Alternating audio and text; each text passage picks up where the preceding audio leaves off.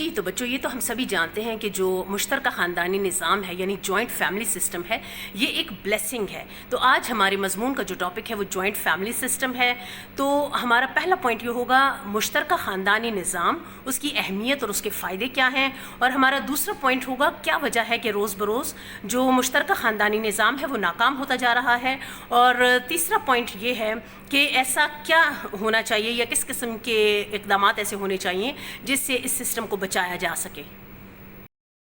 ہمارا پہلا پوائنٹ ہے مشترکہ خاندانی نظام کی اہمیت اور فائدے۔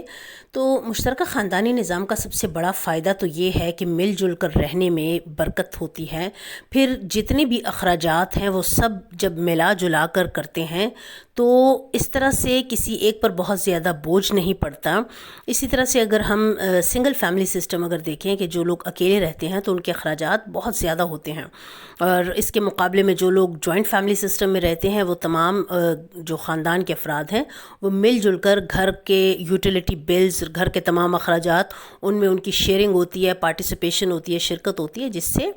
سب لوگوں کو بڑی سہولت ہوتی ہے۔ اس کے علاوہ گھر کے جو بزرگ ہوتے ہیں سب کے زیر سایہ بچے تربیت پاتے ہیں اور ان کی اچھی تربیت ہوتی ہے، اور سب سے بڑھ کر یہ کہ جب جوائنٹ فیملی سسٹم یعنی مشترکہ خاندانی نظام میں سارے سب کی فیملی جو ہوتی ہے ان کے بچے جو ہوتے ہیں آپس میں جب وہ اکٹھے رہتے ہیں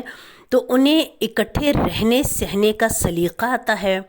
ظاہر ہے ایسے موقع پر کبھی لڑائی جھگڑے بھی ہوتے ہیں کچھ، مگر یہ ہے کہ ان میں صبر، برداشت، تحمل اور یہ چیزیں جوائنٹ فیملی سسٹم کی بدولت ہی پیدا ہو سکتی ہیں۔ ہمارا دوسرا پوائنٹ ہے مشترکہ خاندانی نظام روز بروز ناکام کیوں ہو رہا ہے۔ تو سب سے بڑھ کر پہلے تو لوگوں میں صبر و تحمل کی کمی ہے۔ دوسری بات یہ ہے کہ بعض اوقات جوائنٹ فیملی سسٹم میں ایسا ہوتا ہے کہ کوئی ایک خرچ کرنے میں ہیل و حجت سے کام لیتے ہیں، اور وہ اپنا جو حصہ ہے، جو کنٹریبیوشن ہے وہ دینے میں تھوڑا سا تامل سے کام لیتے ہیں، جس سے بدمزگی پیدا ہونے کا خطرہ ہوتا ہے۔ بعض اوقات بچوں کے چھوٹے موٹے لڑائی جھگڑے جو ہیں وہ بڑے اپنی انا کا مسئلہ بنا لیتے ہیں، اس وجہ سے بھی ناکام ہوتا جا رہا ہے۔ اور کچھ وقت کے ساتھ ساتھ ہر ایک کو اپنی ایک پرائیویسی جو ہے وہ بڑی عزیز ہے، اور ہر کوئی کہتا ہے کہ بس میرے ساتھ کوئی نہ رہے۔ تو یہ ایک رویہ بھی جو دن بدن ڈیولپ ہو رہا ہے، یہ بھی اس سسٹم کی ناکامی کی بڑی وجہ ہے۔ ہمارا تیسرا پوائنٹ ہے کس قسم کے اقدامات سے سسٹم بچایا جا سکتا ہے۔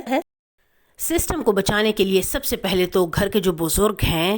ان کو اہمیت دینی چاہیے، اور گھر کے فیصلے جو ہیں وہ ان بڑوں کو ہی کرنے دینے چاہیے۔ اس سے ہوگا یہ کہ وہ سب کے درمیان میں انصاف قائم رکھ سکیں گے، اور ظاہر ہے ان کے لیے سب اولاد برابر ہوتی ہے، تو جب وہ معاملات بڑوں کے ہاتھ میں ہوں گے تو بہت سی چیزیں یوں ہی سدھر جائیں گی۔ پھر سب سے بڑھ کر تمام لوگ اپنی اپنی ذمہ داری کو خود سمجھیں، اور جس کے حصے میں کسی بھی قسم کا جو فائنینشیل مالی کنٹریبیوشن ہے وہ جتنا آتا ہے وہ بر وقت اس کی ادائیگی کو یقینی بنائیں، اور پھر سب سے بڑھ کر یہ کہ بچوں کے چھوٹے چھوٹے جو لڑائی جھگڑے ہیں انہیں انا کا مسئلہ نہ بنائیں۔ تو اس طرح یہ سسٹم بچ سکتا ہے۔